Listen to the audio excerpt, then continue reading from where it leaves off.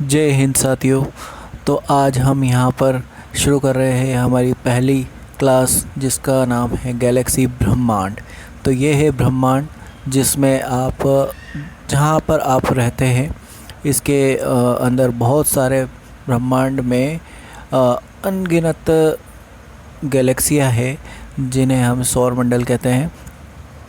इस ब्रह्मांड में बहुत सारी चीज़ें होती है, उसको सबको जानने के लिए पहले हम लोग चाहेंगे कि आप हमारे चैनल को एक बार सब्सक्राइब करिए और इसको शेयर करिए।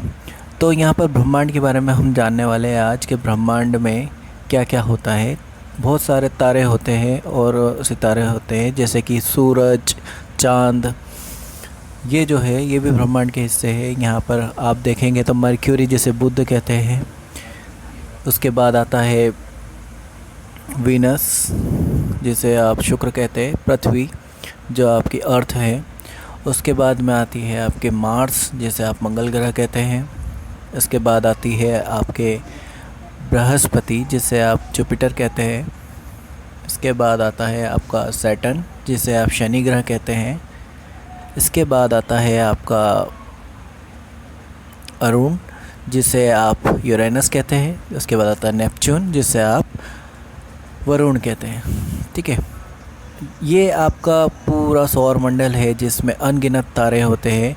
इन तारों को अलग अलग नाम दिए जाते हैं। एक होता है ध्रुव तारा जिसकी वजह से आप नॉर्थ डायरेक्शन को फाइंड आउट कर सकते हैं, उत्तर दिशा को आप देख सकते हैं नॉर्थ, क्योंकि ध्रुव तारा हमेशा आपके उत्तर दिशा में ही होता है। अगर आप पृथ्वी से बाहर की तरफ देखते हैं, मतलब कि एक आप पृथ्वी के बाहर जाकर अगर देखना चाहेंगे तो आपको कुछ इस तरह का नज़ारा देखने को मिलेगा कि आपकी पृथ्वी बाहर से कैसी दिखाई देती है।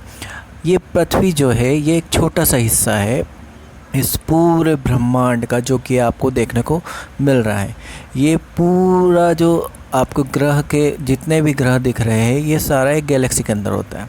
अब इसके बाद मैं आपको बताना चाहूँगा कि दो चीज़ें होती है, एक अमावस्या और एक फुल मून जिसे बोलते हैं पूर्णिमा, वो कैसे होता है। तो देखिए यहाँ पर जो चांद है वो एक दिशा से दूसरी दिशा की तरफ जा रहा है, लेकिन सूर्य की रोशनी जो है वो उसी तरफ से आ रही है। तो यहाँ पर देखिए आपका ये हो गया अमावस्या। अब अगर यही चांद घूम के वापस नीचे की तरफ आ रहा है तो ये हो जाएगा आपका पूर्णिमा। अब हम देखेंगे कि पूरे सौर मंडल में सारे ग्रह जो है वो सूर्य के चक्कर लगाते हैं, तो इसी वजह से उनके दिन और रात तय होते हैं। हर ग्रह अपनी दूरी पर भी रोटेशन करता रहता है, मतलब कि अपनी अक्ष की दूरी अक्ष पर भी घूमता रहता है। अगर हम देखें तो जैसे जैसे ग्रह की दूरी बढ़ती है ऐसे ऐसे उसका टाइम भी बढ़ता जाता है। जैसे कि हम कह रहे थे कि यहाँ पर आपको जो चाँद है, चांद का जो आपका फुल मून जो होता है जिसे पूर्णिमा कहते हैं, वहाँ से हमने शुरू करा और ये फिर से वो पूर्णिमा ख़त्म होते होते होते होते यहाँ पर आपको दिखेगा कि ये आपका अमावस्या आ गई है। ऐसे ही चांद कंटिन्यू घूमता रहता है, लेकिन आपको कैसा दिखता है कि ये पूरा जो प्रोसेस है, मतलब चांद पूरा एक बार चक्कर जो लगाता है, एक बार पूरा फुल मून से फुल मून तक जब वापस आता है तो वो होता है उसके 27 दिन का एक पीरियड होता है।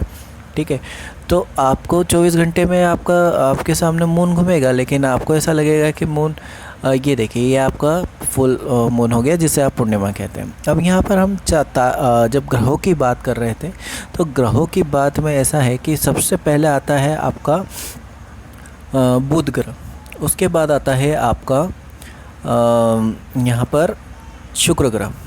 तो ये दोनों को अगर हम देखें तो जो बुध ग्रह है वो सूर्य के काफ़ी नज़दीक होने के कारण उसकी जो परिक्रमा है वो बहुत तेज़ी से कर रहा है। उसके बाद जैसे बुध ग्रह को देखेंगे तो बुध ग्रह, उसके बाद फिर पृथ्वी उसकी परिक्रमा कर रही है, फिर उसके बाद में मंगल ग्रह उसकी परिक्रमा कर रहा है, फिर उसके बाद में जो आपका बृहस्पति है वो उसकी परिक्रमा कर रहा है, फिर आप देखेंगे तो शुक्र ग्रह भी इसकी परिक्रमा कर रहा है।